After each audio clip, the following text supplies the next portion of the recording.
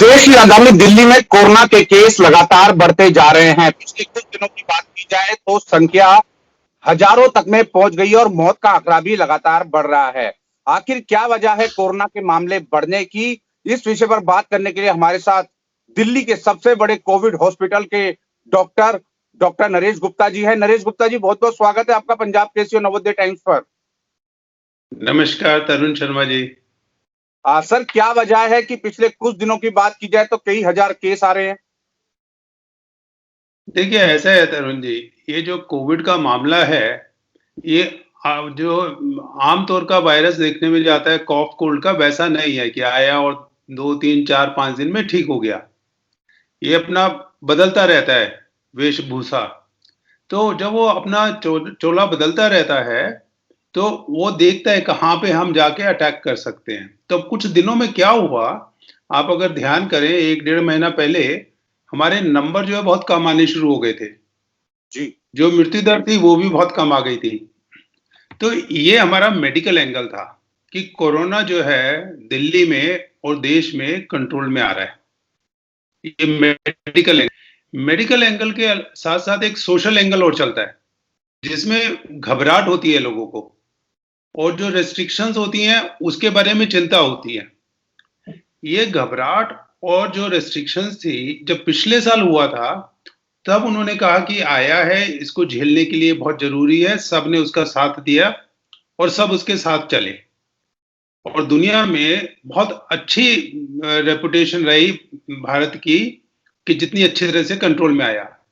लेकिन जैसे ये नंबर कम हुए और मृत्यु दर कम हुई, लोगों को एक तरह से रिलीज फिनोमिना हो गया सोशल एंगल का। जो रेस्ट्रिक्शंस थी और जो फियर थी वो कम हो गई। जैसे रेस्ट्रिक्शंस और फियर कम हो गई, मौसम भी थोड़ा खुल गया, सर्दी भी खत्म हो गई, तो party gathering, school college, school तो खैर नहीं खुले थे, और मार्केट प्लेस, जिम, सारी चीजें जब खुल गई तो उसमें एक खतरा आता है। तो उसमें एक चीज का ध्यान रखने की बात यह है, हम 3 चीज कहते हैं, आप मास्क लगाएं, सोशल डिस्टेंसिंग करें और साबुन पानी से हाथ धोएं, जरूरत पड़े तो सैनिटाइजर को मिला लीजिए। इसमें सोशल डिस्टेंसिंग हमारे वातावरण में और हमारे समाज में ज्यादा मुमकिन नहीं है। आप घर में कर सकते हैं, ऑफिस में कर सकते हैं, पार्क में कर सकते हैं, लेकिन आप अगर देखें जितने त्योहार आते हैं सब में लोग मिलके रहते हैं। गांव वाले भी जो हैं फैले हुए गांव होंगे, लेकिन उसमें रहते एक ही कुटुंब में हैं। तो ये सोशल डिस्टेंसिंग जो हमारे समाज के हिसाब से थोड़ा दिक्कत वाली बात है। और अगर आप दिल्ली की बात लें, तो दिल्ली में इतनी पॉपुलेशन डेंसिटी है कि सोशल डिस्टेंसिंग, आप मेट्रो चलाएंगे, बस चलाएंगे, जहां चलाएंगे भीड़ तो आएगी। और आपने भी देखी है तस्वीरें, मैंने भी देखी हैं दिल्ली के बाजारों की। तो सोशल डिस्टेंसिंग कठिनाई वाली बात थी। लेकिन दिक्कत यह आई कि जब वो सोशल रिलीज हो गया था, लोगों ने मास्क लगाना भी, और ठीक तरह से मास्क लगाना भी बंद कर दिया।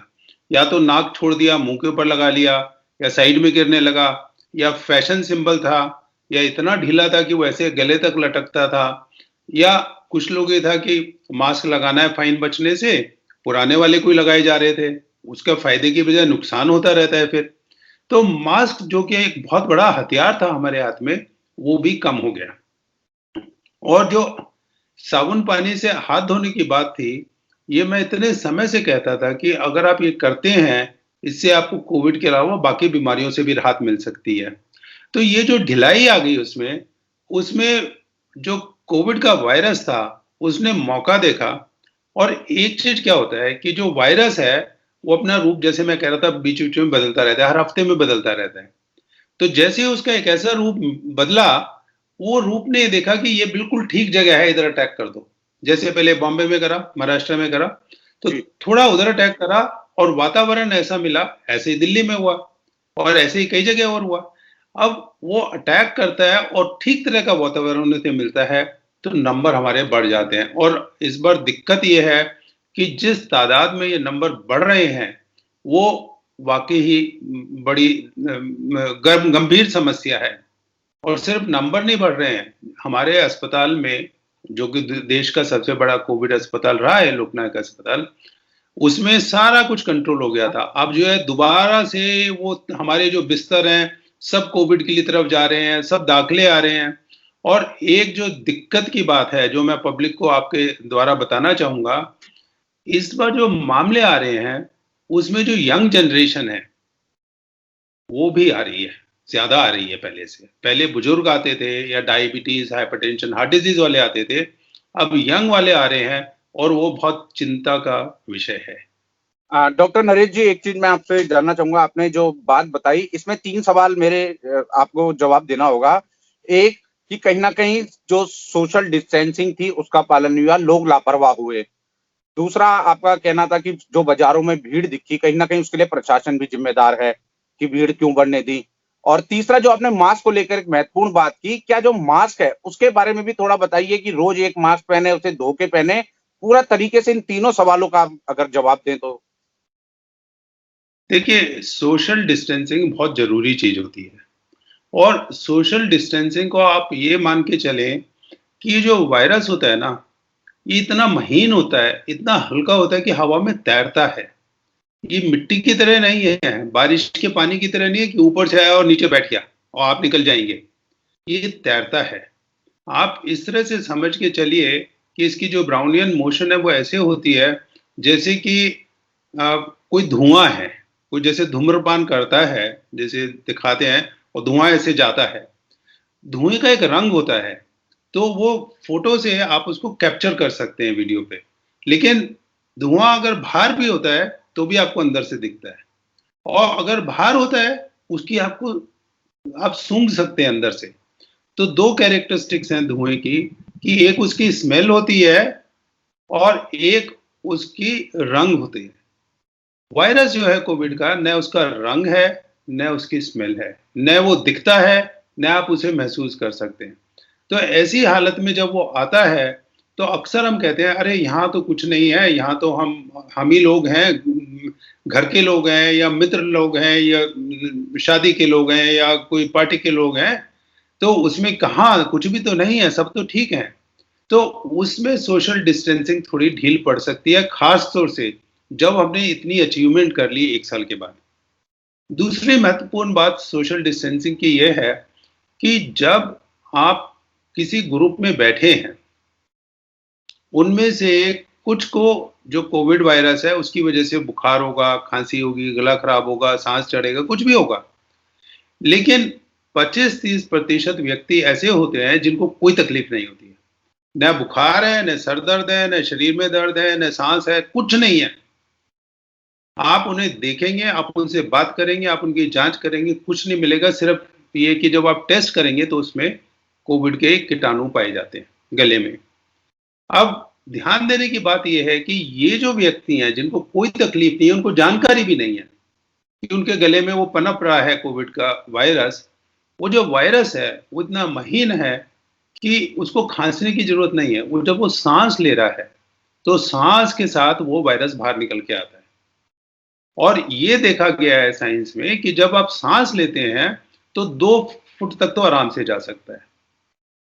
तो आप जब सांस ले रहे हैं और 2 फुट तक वो जा रहा है, न वो दिख रहा है, न वो महसूस हो रहा है, न उसका रंग है, न उसका कोई रूप है, न उसका कोई कलर है, न उसकी कोई आवाज है, न उसकी कोई स्मेल है, तो वो जब 2 फुट तक जाता है आपको नहीं पता चलता है।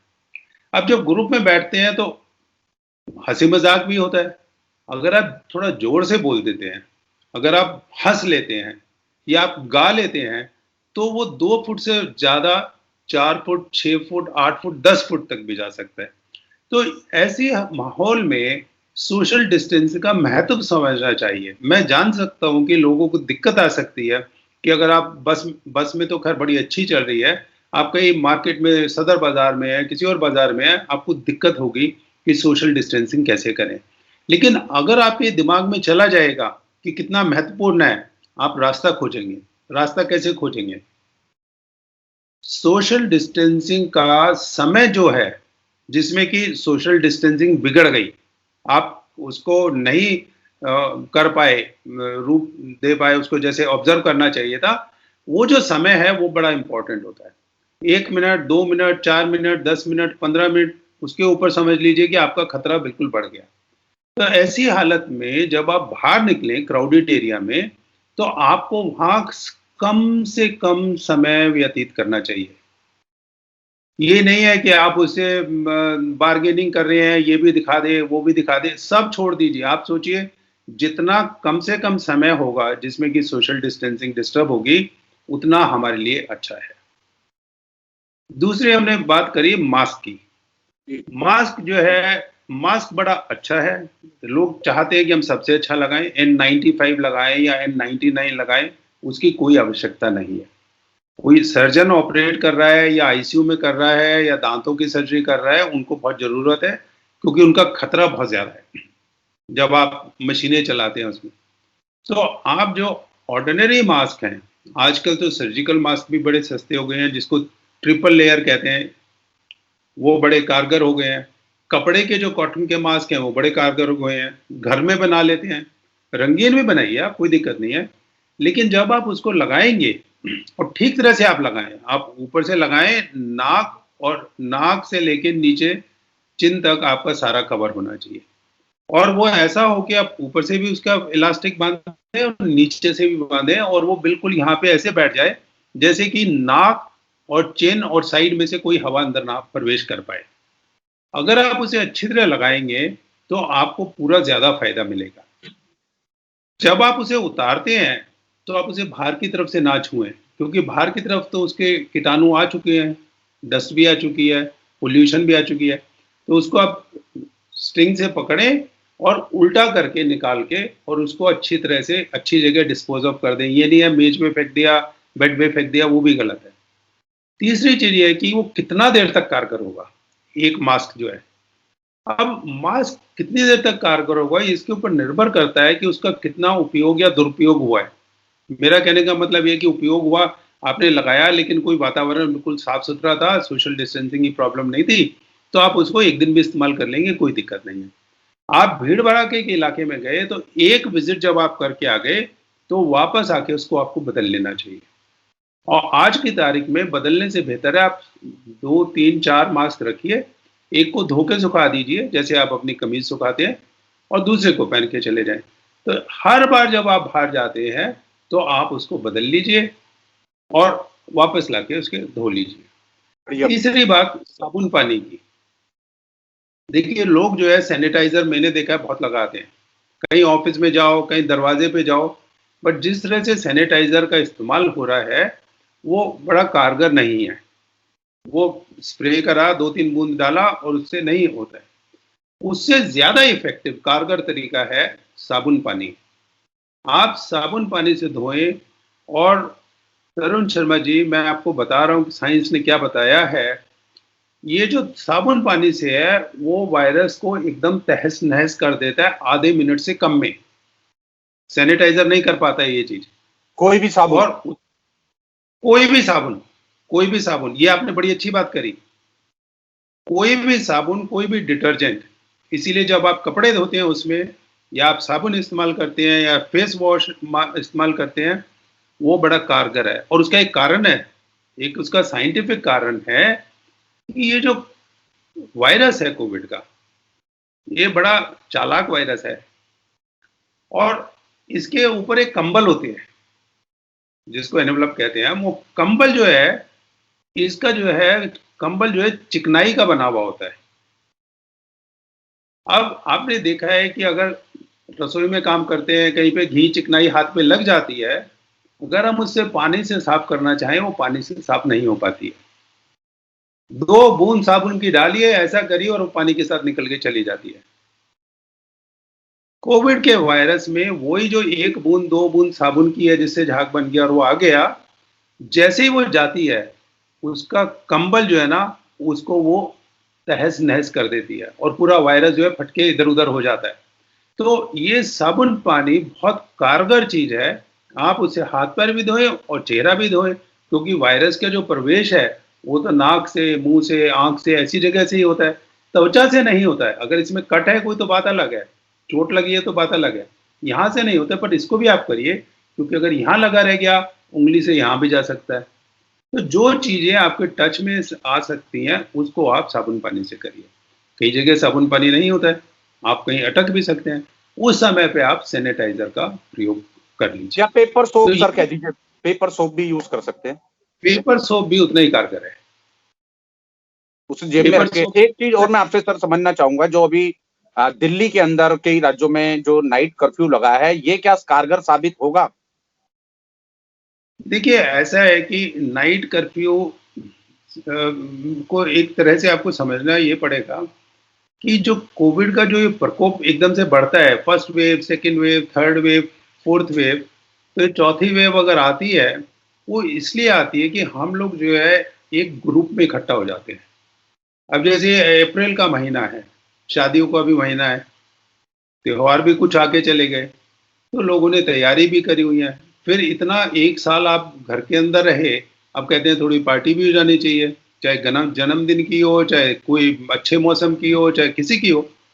तो ये जो गैदरिंग होती है, ये नंबर एक कारण है कोविड को फैलाने का। और ये जितनी ज्यादा गैदरिंग होंगी, उतना ज्यादा खतरा होगा नंबर। दूसरा ये कि जो गैदरिंग रात को होती हैं, वो ज़्यादा होती हैं और ये एक ऐसी होती हैं जिनको कि आप नकार सकते हैं। दिन वाली को नहीं नकार सकते क्योंकि कई बार ज़रूरत होती है। सरकार के लिए या किसी के लिए भी लॉकडाउन करना बड़ा आसान है। आप 24 घंटे का कर दीजिए। लेकिन 1 साल के बाद हमने क्या सीखा है? ये सीखा है कि हम कोविड के बारे में ज़्यादा जानते हैं। हमारे पास उसकी वैक्सीन है, कुछ उसकी दवाएँ हैं। मेडिकल प्रणाली जो है उसको समझ चुकी है कि उसको कैसे इलाज करना है। अस्पताल समझ चुके हैं, सिस्टम्स डेवलप हो चुके हैं।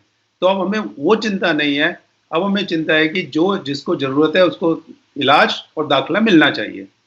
और रात की जो बात है, उसमें अगर आप रात का कर्फ्यू लगा देंगे, तो उसमें इतना नुकसान नहीं होगा, उसमें गैदरिंग कुछ कम होगी।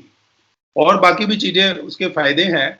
अब ये कि रात में किसी की ड्यूटी होती है, किसी का काम होता है, चिकित्सा कर्मी को जाना है, उन सबको छूट दी गई है। किसी को रात को जाने की अगर ज़रूरत है, आवश्यकता है, तो उसको छूट दी गई है और अगर किसी को वैसे ही ज़रूरत आन पड़ती है, वो परमिशन ले सकता है और उसको पास दिया जाता है। तो मेरा मानना ये है कि अगर केस इतनी तेज़ी से बढ़ रहे हैं, तो नाइट कर्फ्यू तो उसमें बनता है, उससे फ़ायदा क्योंकि ही आप होगा।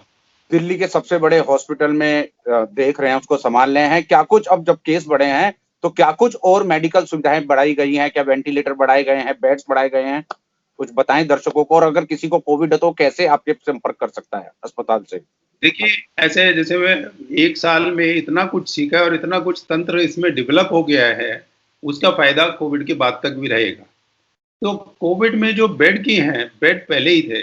अब जैसे दिल्ली में कोविड कम होने लगा था, जनवरी-फ़रवरी के साथ-साथ, तो जो दूसरी सुविधाएँ थी, नॉन कोविड वाली, उनको छूट दे दी गई थी। उनकी ओपीडी चला दी गई थी, उनके वार्ड खोल दिए गए थे। अब बेड तो सीमित ही होते हैं ना। जैसे ये नंबर बढ़ने शुरू हुए, कोविड के जो बेड के नंबर हैं, वो दुगने, तिगने, 4 गुने होते जा रहे हैं अब। हमारे यहाँ 3000 से बढ़ के 1000 हो गए हैं और आज मेरा ख्याल है वो 2000 हो जाएँगे, तो सबसे बड़ा हो जाएगा। तो उसमें किसी को चिंता करने की बात नहीं है। बेड की कोई दिक्कत नहीं होनी चाहिए किसी को। अगर ये पिछले साल के आंकड़े बहुत आगे तक पार करेगा, तो उसको भी मैनेज करने के तरीके आ सकते हैं। दूसरी चीज़ ये है कि जाँच करने की जो सुविधाएँ हैं, वो ऑलरेडी इन प्लेस है। चाहे वो डिस्पेंसरी में है, चाहे वो क्लिनिक्स में है, चाहे वो प्राइवेट में है, चाहे वो सरकार में है और सरकारी फ्री है और प्राइवेट भी अब उतनी महँगी नहीं रही है, जैसे कि पहले 4500 होता था, ₹800 ₹600 ऐसे होता है। तो टेस्ट करने की सुविधाएँ, ले जाने लाने की सुविधाएँ और अस्पताल की सुविधाएँ पहले से बहुत बेहतर हैं और उसमें कॉन्फिडेंस लेवल आ गया है सबका। सर, किसी को अगर कोविड है, उसको टेस्ट कराना चाहिए, लेकिन उससे ज़्यादा ज़रूरी ये भी है जिसके वो संपर्क में आया है या जिस उस माहौल में वो रहता है, उसमें भी बाकी सबका होना चाहिए।